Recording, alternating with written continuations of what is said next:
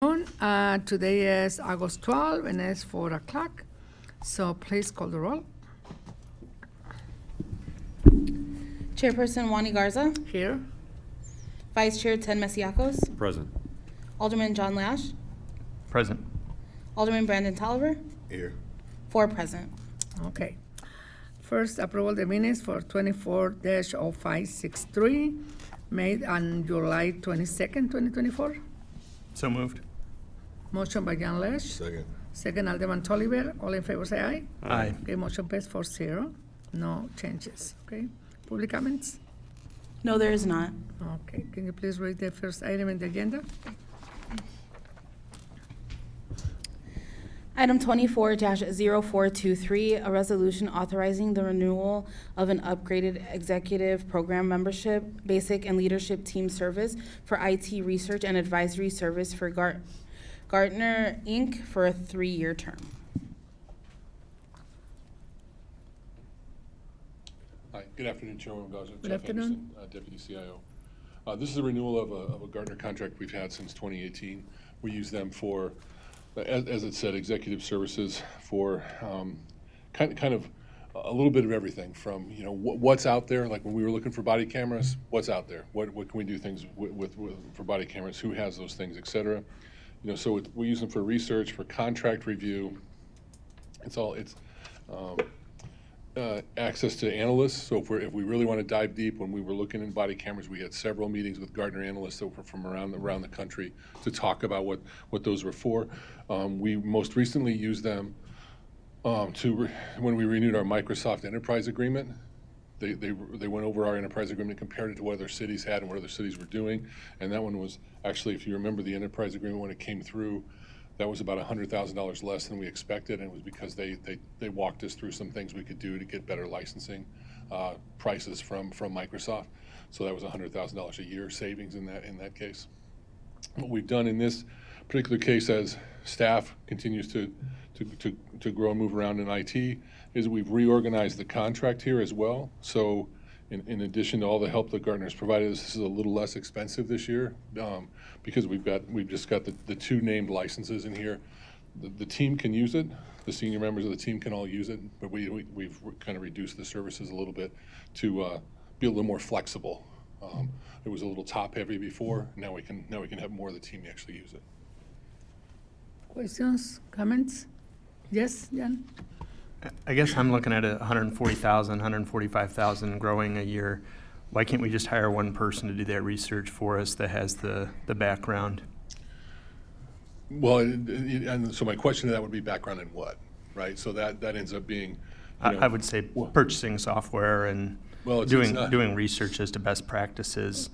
But it's not a purchasing component, right? I gave an example of that, right? When we were looking at body cameras, what's the technology out there? What are the things that are out there that we can actually do? When we're looking at other software that's out there, when we did things in this room, right?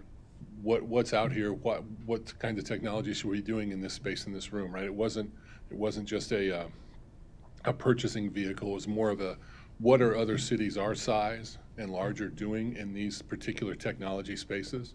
What makes sense to do that, right? And so it's, you're not just getting one person.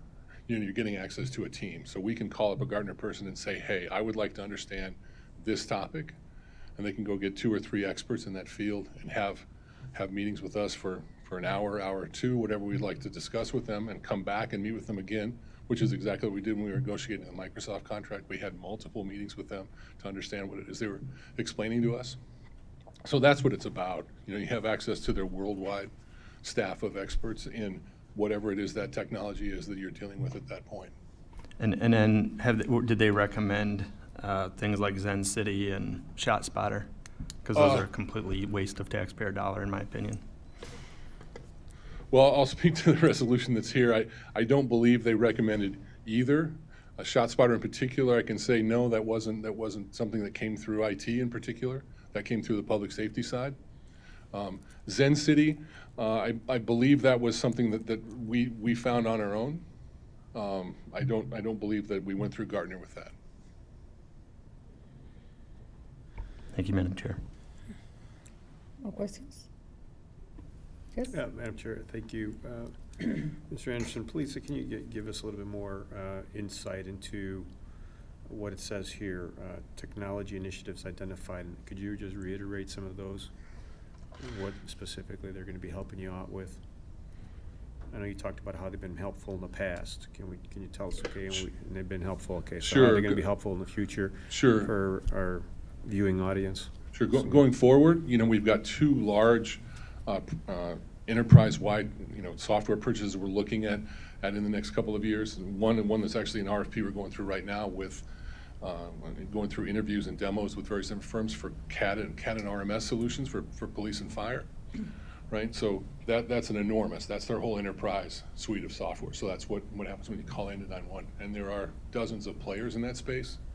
So it's one thing to talk to vendors, talk to references, talk to whatever. It's another thing to talk to experts who've actually been out and seen how these things work. They're retired public safety folks in a lot of cases that can speak to how they actually used a piece of software. And we've done that for other components in the past for that.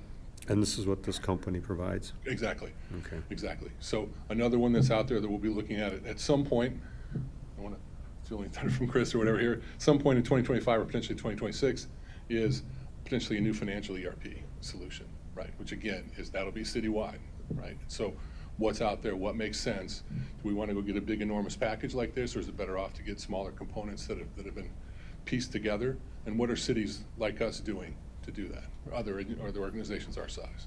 So we're going to ask you this question because the website for Gartner also talks about data analytics and generative AI. That doesn't play a role in it, any specifically here with what you're looking to hire them for? Well, that would be one topic we could go to. There are two topics there we could go talk to them about, absolutely. When those things would come up, if there's a specific need around those things, we could absolutely do that. We lean on them for all kinds of things technology-wise, right? Whether it was our switch from Cisco networking gear to the Fortinet gear that we have now, again, whether it's a Microsoft contract, et cetera, we can go to them and say, what do you see in this space? And if you're familiar with Gartner at all, the Gartner Magic Quadrant is where a lot of the technology firms want to be in their rankings of where where they should be. That's where the best firms are with their software and their solution, their technology, whatever that is, solution. So that's just a small piece of how we'd use it. Okay. So AI is not part of it? No, I didn't say it's not part of it. We no doubt as a city will be moving to AI type things in many places, right? And where does it make sense to use that? That just the top of my head here, that's probably a place where we would be talking to them about it. Does it make sense to use it over here? Does it make sense to use it over here? What do you see in this space over here where people have used this? Have they been successful, right? What's the number of cities that are using this that are our size, et cetera, right? That would how I'd be, just off the top of my head, I'd see us using that. Is there will be, Would there be an additional cost? No. So the cost you're seeing here is the cost we pay to Gartner, Okay. right? Any additional cost would be if we decided there was something that was detailed enough and we used it as a training component. We sent somebody, to one of their conferences or whatever, and that would come out of a separate conference budget. We've done that once or twice as well. Okay. Yes? Quick follow-up, Madam Chair. You mentioned something about CAD and RMS for our emergency response. Didn't we just go through a pretty significant software overhaul in the 911 call center and with all of our integrated first responders?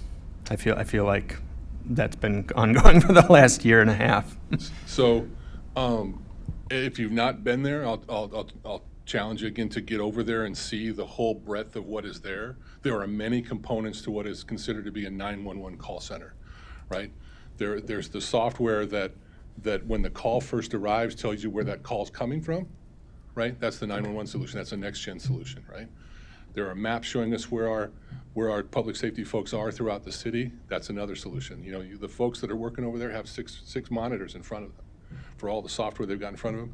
The computer-aided dispatch and the record management system, the RMS solution, one component of that, a very large component of that. If I were to simplify it, the dispatching is who's going, where did they go? Where did we send the fire engines? Where did they go? The RMS side of it is, they came back, what happened, right? What do they write down? What happened about it? That's a huge component of the public safety aspect. It's just a small component of what would be considered, you know, a 911 solution for what we did in the center over there. A lot of what we did in the center over there was more around hardware technology, workspace improvements, you know, telephony, those kinds of things. Again, the next gen 911 solutions, et cetera. Better workflows for the staff that's in that room. And then what about Track It? Is that recent, or has that been in place for a long time? The Track It purchase predates me here. I want to say that was probably six years ago that was purchased. And, you know, there are some successes with Track It. There are some difficulties with Track It, just like any software solution, right? And so those kinds of things will be consistently evaluated over time as to whether or not, you know, you stay there or whether you go look at a different solution.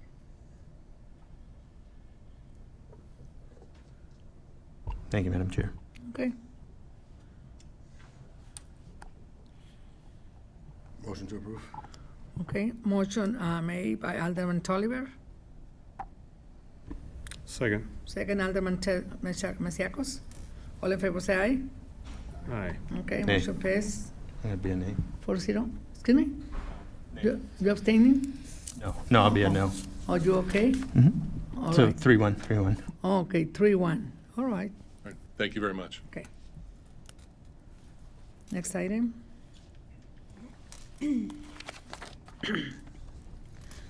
Item 24-0503, a resolution authorizing acceptance of the low bid from Light Construction, Inc.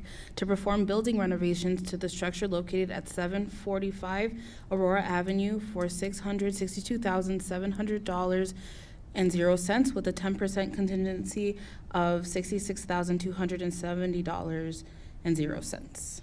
Committee, Alderman Wani Garza, Jim Burchell, Chief Public Facilities Officer.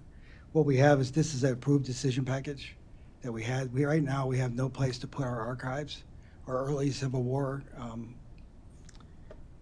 equipment, I'll say, and this will be to renovate a vacant building and make it usable. We went out to bid. The lowest, most responsible bid is Light Construction. We recommend that the council approve. Be glad to take any questions. Questions, comments?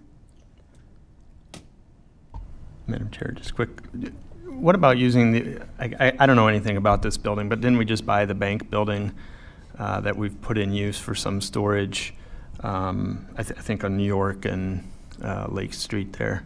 That is correct. What this building is, it's the square footage is exactly what will fit their needs, and it's got to be humidity controlled for the collection.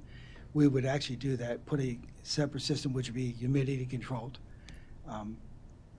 The other building, we'd have to retrofit all of it, and it wouldn't be the square footage. There's no loading bay to actually bring the stuff in, which there is at 745. What documents are we storing there? You said archives. Are they in this building right now currently? Are they at the GAR? What? Actually, they're on the second floor of Hogan, which is Elmsley and Hogan go together.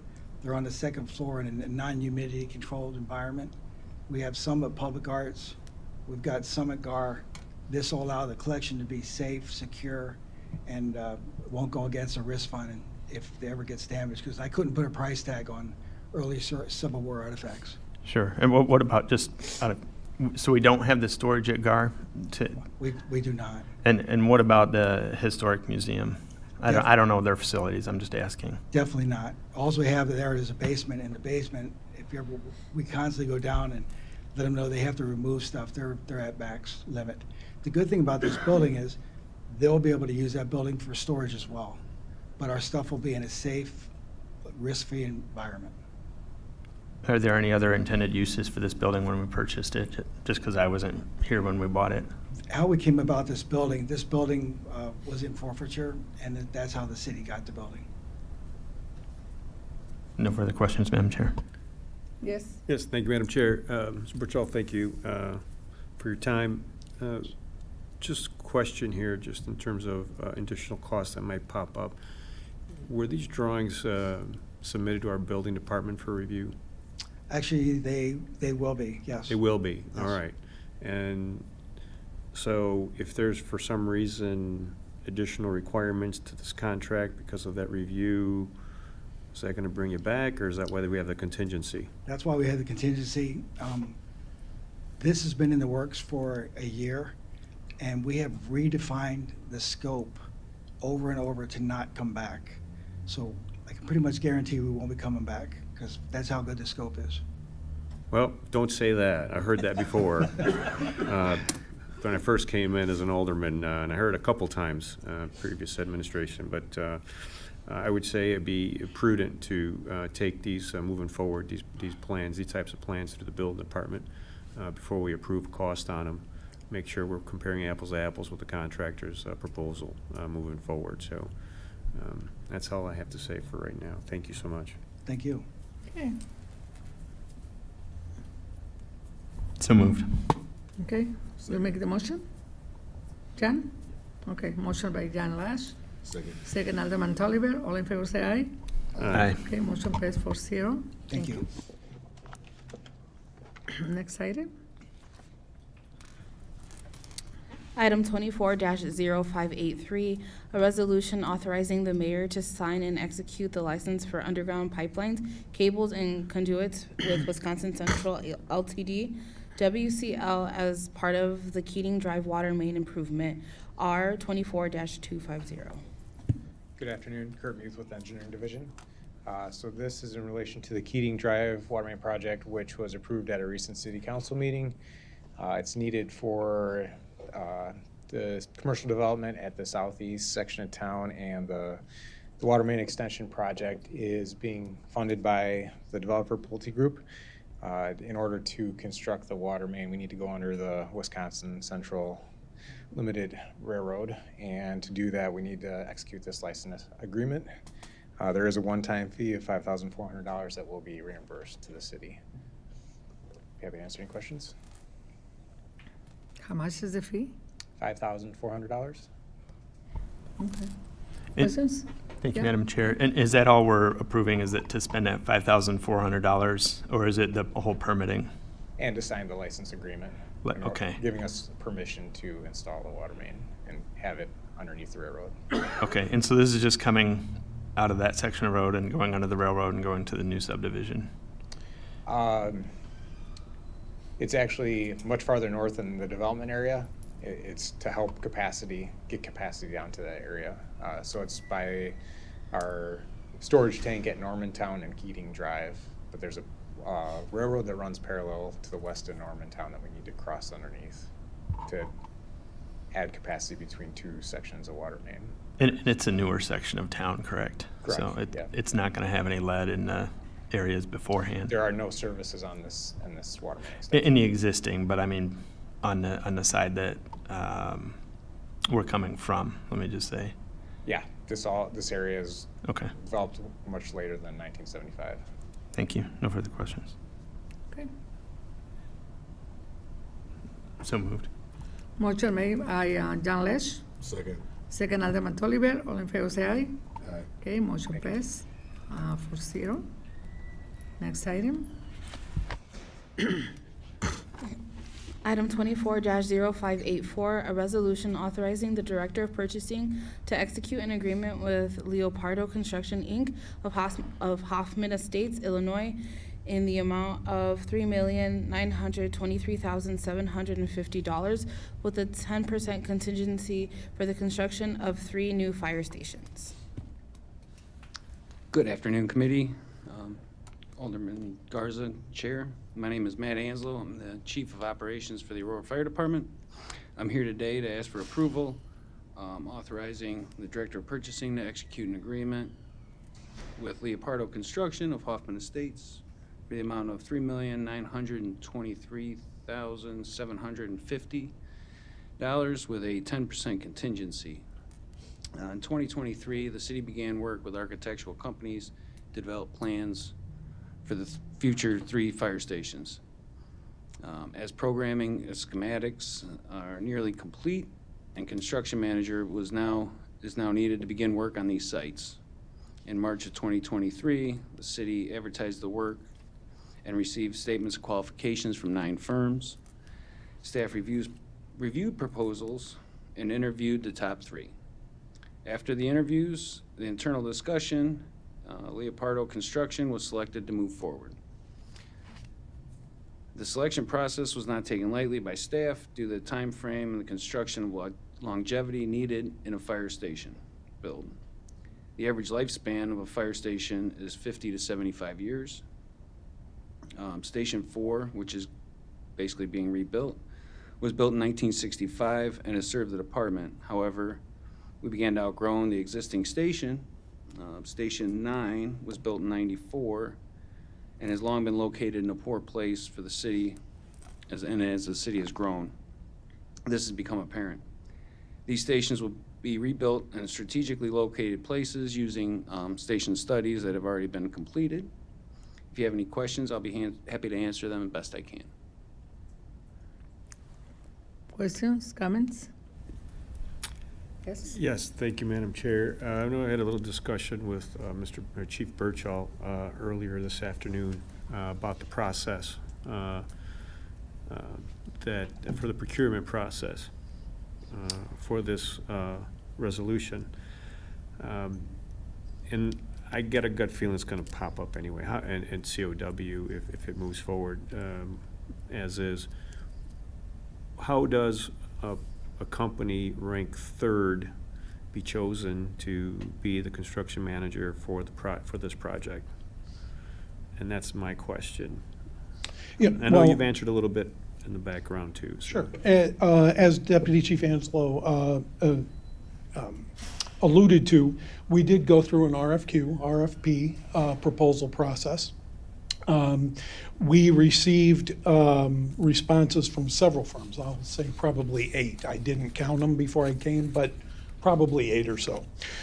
We went through as a staff, evaluated those written responses, and that was the tabulation of the sheet that you see and that was included in the packet today.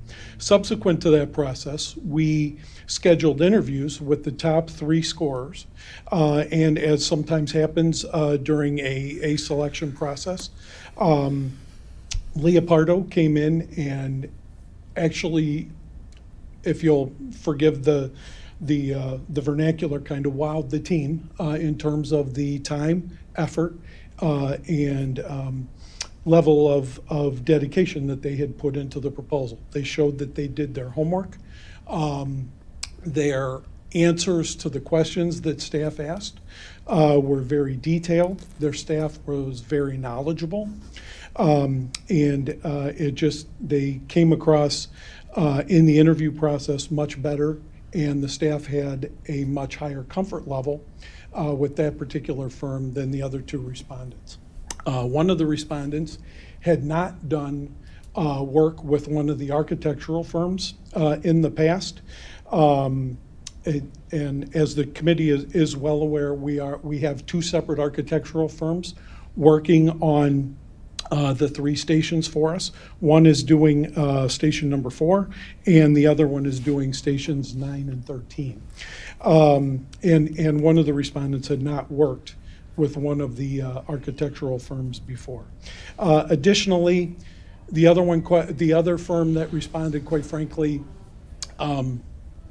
answers came across, quite frankly, as a little canned. So, as sometimes happens when you take a look at whether you're talking about reviewing somebody who's a professional consultant in some way, shape, or form, or whether you're interviewing applicants for a job. Some of them look a little bit better on paper, and some of them interview a little bit better. And that's how we got to this point. Okay. I understand how, generally, theoretically, how someone who ranks 3rd goes to 1. But there are industry standards as well, even some examples out there to follow in terms of how to score and quantify even in an interview process, so that we can understand a little bit about what was done or said in terms of trying to understand the selection. So moving forward, I know that we every entity typically reserves a right to to make their own decision at the end of the day. It'd be great to quantify even in the interview process and let the companies that we're reviewing or have submitted a response to the RFP, RFQ that we put out, an opportunity to understand too, from a quantitative basis, if they really ask so, what happened or what didn't happen. So I think there's a dual opportunity there back to our, telling us what happened, because we were not there. It's just right now it can seem very subjective. So I think it become a little bit more objective moving forward with these types of selection processes, because I understand probably that it's a bigger project. Leopardo is a company that can probably handle it as well. Dealing with these fire stations, sorry about that. These fire stations, moving forward, they probably do have the manpower to get it done. They helped out with I believe the Aurora police station. That's what I was trying to get at, and helped out the city successfully there. They did. So, but moving forward, I think it's great if we can quantify somehow through the interview process and let our entities that want to partner with us for professional services, as you said, construction managers moving forward, what that is. So maybe they can prepare, because sometimes if they don't know what to prepare for, and we don't tell them in the RFP, RFQ process what's expected and how to prepare for it, it could be seen or deemed an uneven playing field. So. Well, I believe all of the respondents had, and all of the interviewees had the questions ahead of time, I believe. So they did have an opportunity to prepare equally their presentations and those types of items. Well, that helps, but I think just to really draw a full circle on it, I think it's good if you quantify a little bit more scoring-wise in the interview process on those questions.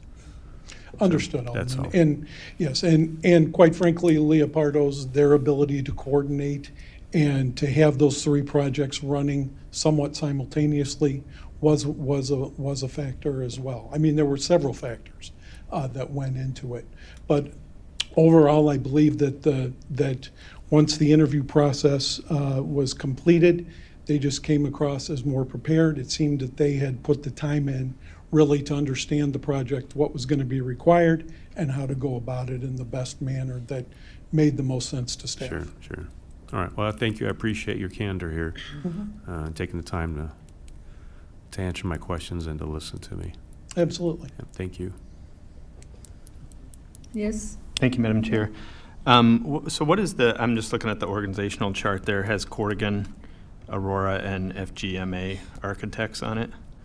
How does that partnership work out with Leopold? I'm sorry, I'm just trying to.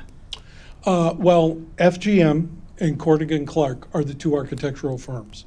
They are each designing, FGM is working on stations 9 and 13. Corrigan Clark is doing station number 4. So they're the architects. What Leopardo does is they're kind of the overseer and the liaison between the architectural firms, the contractors, whoever wins the bids, once the bids are done, and then they communicate project status, any problems they're having, anything that needs to be communicated back to the city related to those projects. I guess I should have said, who's watching this from our end? Let me rephrase the question. The City of Aurora there is what I was thinking about. I didn't clarify. Who is overseeing this from our end? Is it Jim, or is it fire, or is it both? It'll be all of us, yeah. And Okay. I'll let, On the construction side, I'll be taking lead on that. It's So- with the fire department. Okay, so that's what I wanted. What is the relationship? Is you work directly with this firm, Leopold, and the architects as well, to going into it, telling them what we want, and then Leopold's there to sort of make sure that we're getting what we want. It's That's correct. generally how a construction management company works on a job site. Absolutely. And then my other question is, this is for the duration of all three projects. To Ted's question earlier, what about hiccups along the way? Well, there's typically construction delays. Are we going to see somebody coming back and asking for more money for the construction management end of this? Jim, I don't know if you want to I don't see take that. what you've, I don't us typically. coming see- back, but I'm not going to say never. I already did that. So going forward, I say no, we're not going to come back. Are we contractually protected at least to the, I haven't read any of the contract with this firm for, I mean, it's a relatively large sum of money, and construction is never seamless or easy. It's always got hiccups, so I'm just, And once again, we really redefined the scope, so it would be hard to come back because that's all we've been doing is going over the scope and countless, I don't even know how many meetings, Yeah, I don't. 20, maybe 20 meetings that we've had, and that's all we were talking about is the scope. So when we come to you, we have a really defined scope, so as long as, and we will keep them within that scope, we don't go outside the scope, there's no change orders. And change orders is what expedites the cost, and we're not gonna allow that. Jolene Coulter, Director of Purchasing. We are still finalizing construction costs and development and schemes on some of these buildings. Station 13 is the closest to go, but we still are working through Station 4. We're still working through phases of Station 9. So some of those final numbers will still yet to come. So as long as we stay within our construction costs, kind of where we're at right now, we should be fine. If they increase or if there's any unforeseen incidents that they find when they start digging, that would be about the only thing that would create a problem. okay. And then this was, I think I sent an email about this shortly after we agreed on the 2 architectural contracts about making these green buildings energy efficiency. I'm just curious, as you define the scope of work, what level of energy efficiency are we looking at for? Well, as far as the building side of it, the automated controls, when the units come on off, energy savings, that'll be on the tritium system, so that it'll be LED lights. I think we had talked about, and we're still talking about solar panels Yes. at Station 4. So we're looking at everything going green. That's our thought anyway. How about for the envelope shell? The envelope shell as far as, Making it super insulated walls. I Oh. mean, it's a living space. I understand not insulating where we're keeping the trucks, but the living space and admin areas. oh, absolutely. And then that'll be, code kind of pushes us that way. We have to go with current code, and it specifies in there that you have to do that as a minimum. Okay. No further questions, Madam Chair. Okay. Motion to approve. Motion approved by Ted Misiakos, Second. second Alderman John Lesh. All in favor say aye. Aye. Okay, motion passed 4-0. Another item to discuss in this meeting? Motion to No. adjourn. Okay, Second. adjourn the meeting by Alderman Ted Misiakos. Second Alderman John Lesh. All in favor say aye. Aye. Okay. Adjourn the meeting at, what, 4:35 p.m. Thank you very much.